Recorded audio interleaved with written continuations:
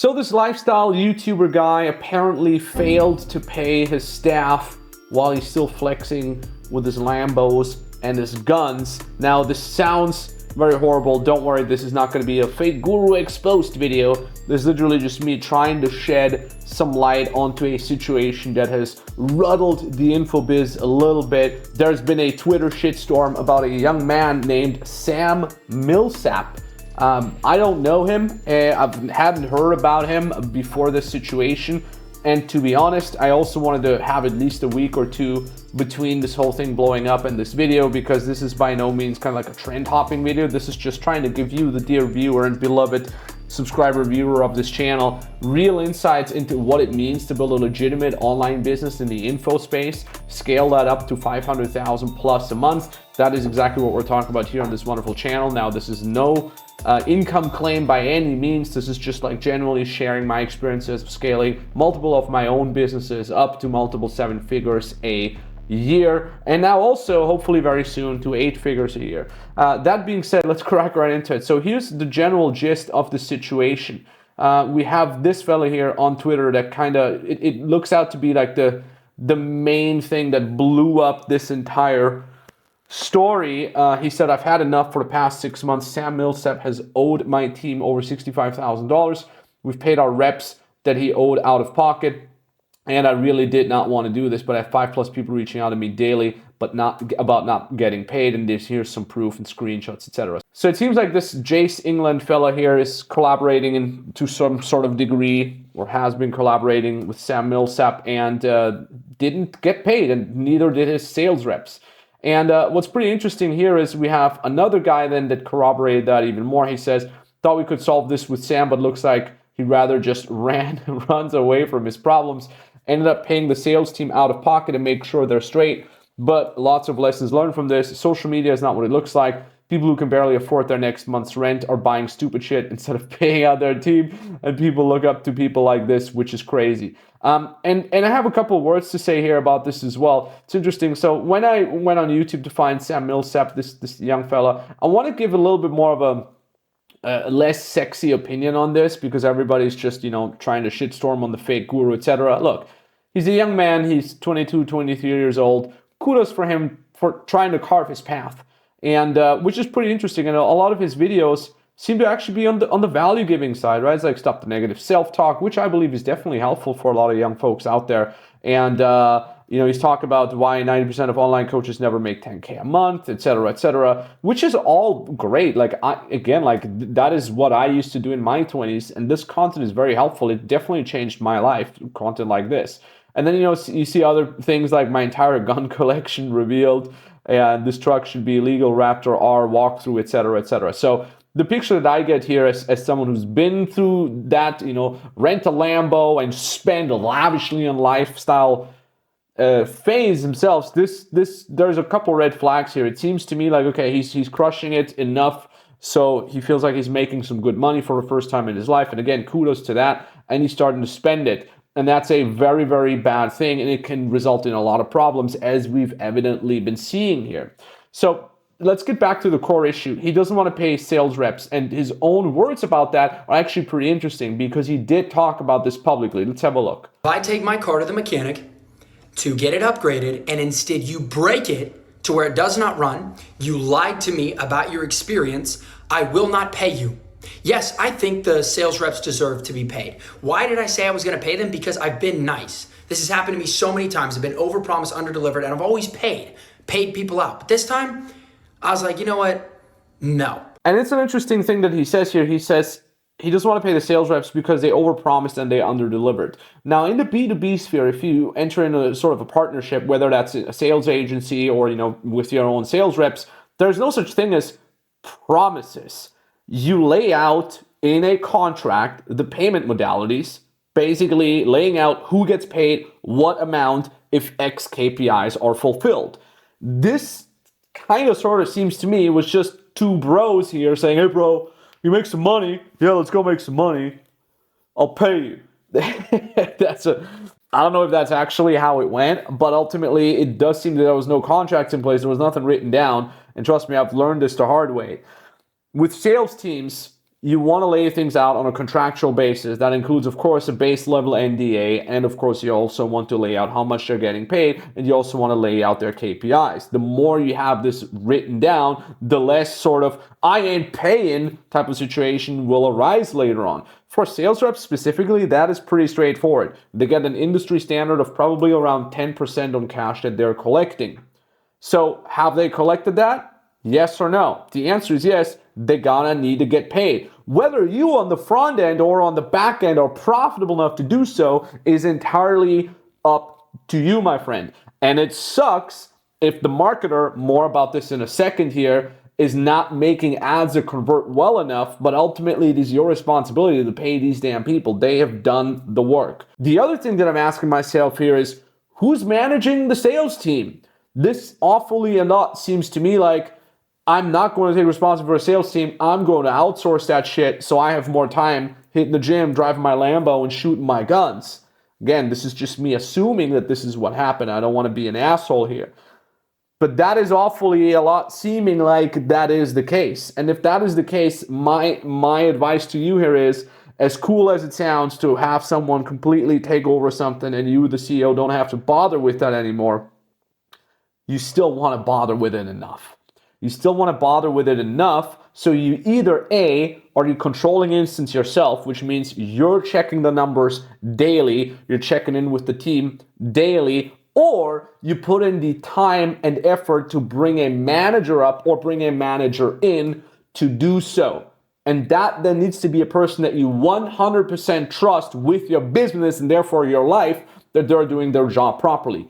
Even then, you want to check on the sales manager on at least a weekly basis. The sales manager that we have in our company right now, as we're scaling beyond the $500,000 a month mark, is actually someone that I've been building up from scratch over the last years. He started as the lowest setter, then became the best setter, started as the lowest closer, became the best closer, sales manager. I've invested over $200,000 in mentors for the sales manager. He's a personal friend of mine. We've been through thick and thin through 6 years already.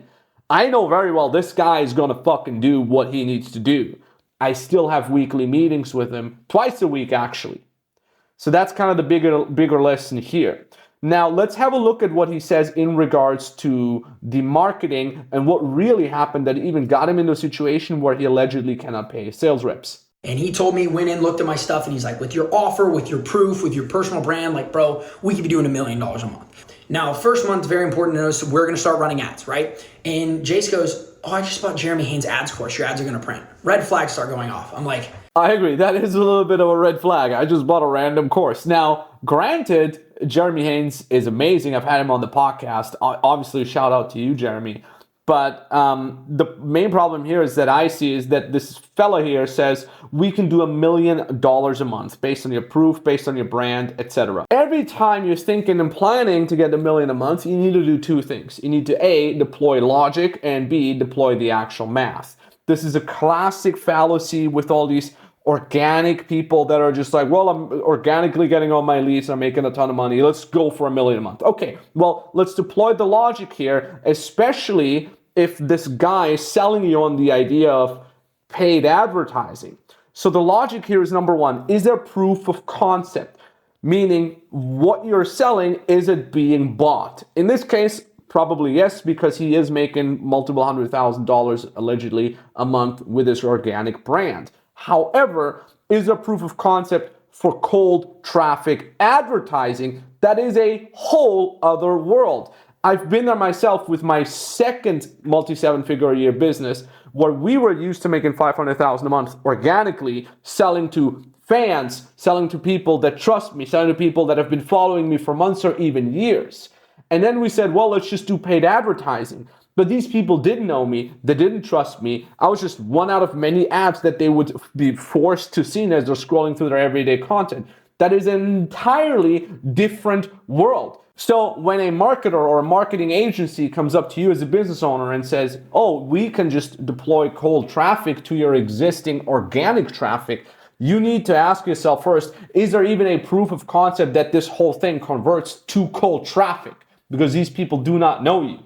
Is there a funnel that converts to cold traffic, meaning your existing DM funnel or your existing webinar funnel or your existing VSL? Has that ever been tested on a person that does not know you? And I'm not talking about someone that watched a YouTube video of yours on that day and then clicked on it and they convert. I'm talking about someone that is forced to watch an ad that you're paying for them to see. And are they converting? And also, most importantly, biggest lesson ever, can the sales team convert cold traffic? You might think your sales team is full of killers because they have a 60, 75% close rate on warm fucking leads. Spoiler alert, it is extremely likely, the likelihood of that being above 80%, I would say, that they are not killers when it comes to cold traffic. Selling the warm traffic is literally like taking candy from a toddler. It takes very little effort and it doesn't feel very good. I can tell you that. If you really want to ensure that your sales team actually converts cold traffic, there's only one way to find out. Give them cold traffic leads. And I can guarantee you the following things are going to happen. Half of your sales team is going to leave. The other half of your sales team is going to underperform, and maybe 10% of the sales team is going to stay on and accept the challenge of completely revamping their soft skills, completely revamping the entire sales procedure over the next 6 to 12 months. That is unfortunately the reality. Usually sales teams will claim the leads aren't warm enough, the leads aren't qualified enough, the leads aren't good enough because they're not used to people giving them pushback. They're used to people giving them, soft, oh, I got to think about it, and then they just plow through with some half-assed objection handling if they're coming from organic. But in cold traffic, it's not going to work that way. You actually have to be ultra tight on procedures and soft skills alike. Now let's continue watching what he says here. Long story short, we spent about $20,000 on ads and go 0.3 on ROAS. That means every dollar I spent, I got back 30 cents, which is horrible. And it's important to note that I told them, do not increase ad spend until we are positive. And then I texted him, I'm like, bro, why'd you increase it to $1,000 a day? I told you until we're positive, don't do it. So he finally did then turn it back, but he spent a lot of my money without asking.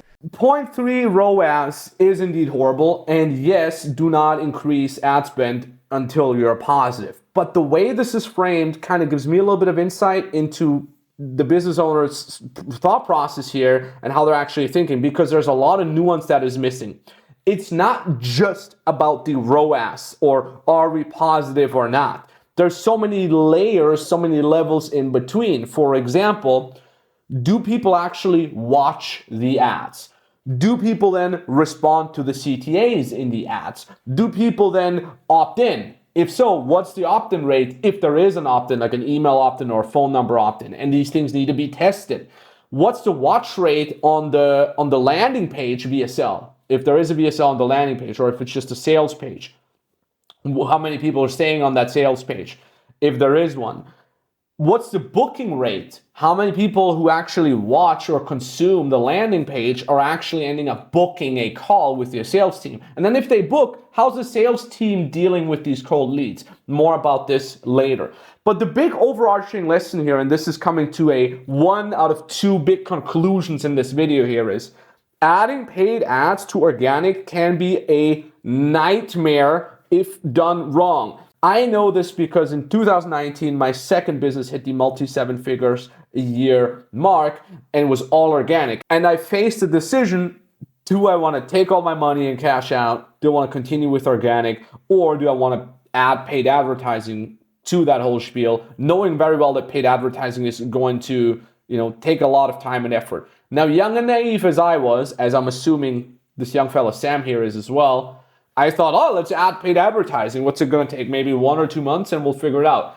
And for us, it took about 3.5-ish years of excruciating pain, seeing the loyal sales team all quit, reach out to competitors, work for competitors, or, try to live up to the expectations and fail, revamping the entire company from scratch. I've had so many sleepless nights, painful vacations where I couldn't really shut down. I was an asshole to my friends, family, and loved ones, and it cost me a lot. And in the end, it worked out very, very well, fortunately, knock on wood, but it costs a lot, and it was definitely not a matter of 2 to 3 months. So the thing when you're adding paid advertising to organic is your entire system gets exposed for any single flaw that you've overlooked, that you didn't care enough. This whole idea of you get what you tolerate really gets amplified 10x. It's on steroids. Meaning, if your sales team isn't 100% on point, full of killers, it will not convert. If your branding and your marketing isn't on point, it will not convert. If your delivery team, your coaches aren't actually good at what they're doing, you will get refunds, you will get chargebacks, you will get a ton of complaints. All the things that can be overlooked and that can be neglected with organic, with fans that love you, they will be exposed mercilessly with paid advertising. So it's really like an advanced game. It's like you going from the amateur league to the pro league. You think you're the shit winning in amateur leagues? Well, you're gonna suck for a long time in the pro league. And then you can do two things. You can opt out and go back to your lifestyle, stop paying reps, blaming others, or you take up the challenge and you commit to a year or 2 or 3 of suffering, of knowing, of being told that you're maybe not as smart as you think you are. Maybe you're not as good of a business owner as you think you are. And that hurts, but ultimately through that pain, you grow, you level up, you rise up to a higher level of yourself. But not everybody can do that. And that will be the very reason why social media lifestyle marketing brands are all going to go bust in the next 5 years. So mark my words. Why?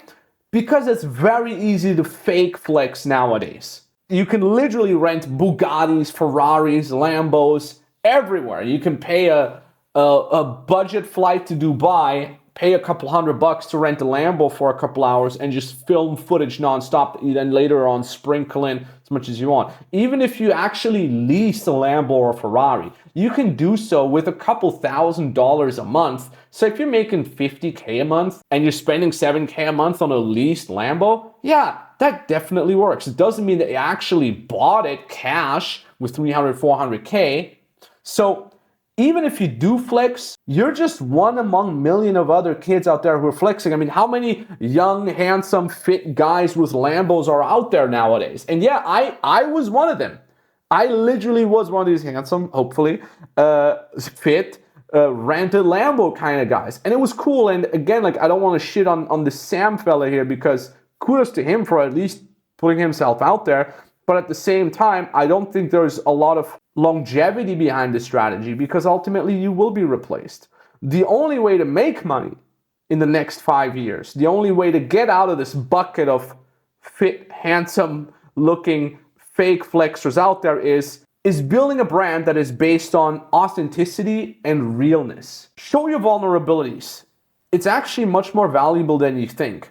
So you don't need to fake living in a big house and being the richest guy in the world, because people don't believe that shit anymore. Everybody knows you can rent Lambos. So if you're not living in the most baller place, it actually probably sells better. It's one of the reasons why I got this tiny little claustrophobic office, because I was like, I want to have camera A, camera B, some light, and my awards as a proof of concept behind me, and that is it. I'm not in a big skyscraper mansion or in an epic penthouse in Dubai or Miami, because to be honest, I don't want to spend that much money. Maybe I will at some point. Right now, I don't feel like it. I want to be simple, and I want to make a lot of money, and I want to live well below my means, which is one of the next points. Live below your means and do it longer than you actually need to. When I say live below your means, I'm not saying make 50, 100K a month and spend 10, 20K a month for 3 months and then start fucking throwing around with the dollar bills. No, I'm saying live below your means for years.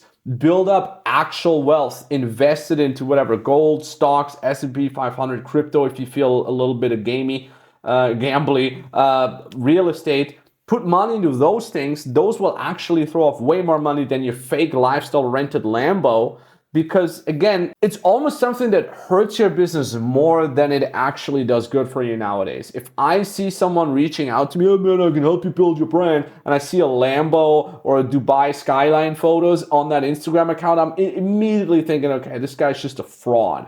If I see someone genuine, posting about their genuine normal life, looking like a relatively normal person, I know that guy is much more likely to actually have money. The third thing I recommend here is focus on perfection. especially when it comes to cold traffic. You need a near perfect sales team, near perfect sales structure, near perfect marketing and branding. You need to be flawless. Make sure your reviews are transparent and actually good. You need to actually give a fuck about the delivery to your clients. I know this sucks because I know 90% of people out there, it's already hard enough for them to make the money, and then them actually having to deliver? No, fuck no. I don't want to deliver to people. I'm going to give them the bare, uttermost minimum so I can focus on making more money. But that's the flaw in your thinking because it actually makes you less money. Yes, it sucks to build a killer team of coaches around you. Yes, it sucks to incentivize them with bonus structures. Yes, it sucks that you might have to hire a director of delivery or that you have to be the director of delivery. Yeah, it would be much cooler if you could just drive around in your Dubai buggy in the desert and shoot guns and whatnot. But if you really want to stay relevant for years to come and not just make 100 and 200K a month for a year, that is what you need to commit to. Fucking perfection. This is business. It's not a fucking game. You got to take this seriously. It's a lot of fun too, sure, but ultimately if you want to stay relevant, that's the only way. And then last but not least, find the best people and pay them well. Don't try to get away with paying shit people shit money. Get better people and pay them well and pay them above the industry standard. Again here, it sounds like it makes you less profits, but ultimately in the long run, it makes you more money. That's also why I don't care if this little channel here gets 50 to 100 views, because I know it's not about the amount of views, it's about the people that actually follow you, actually implement these things, and that don't fall for the fake Lambo lifestyle.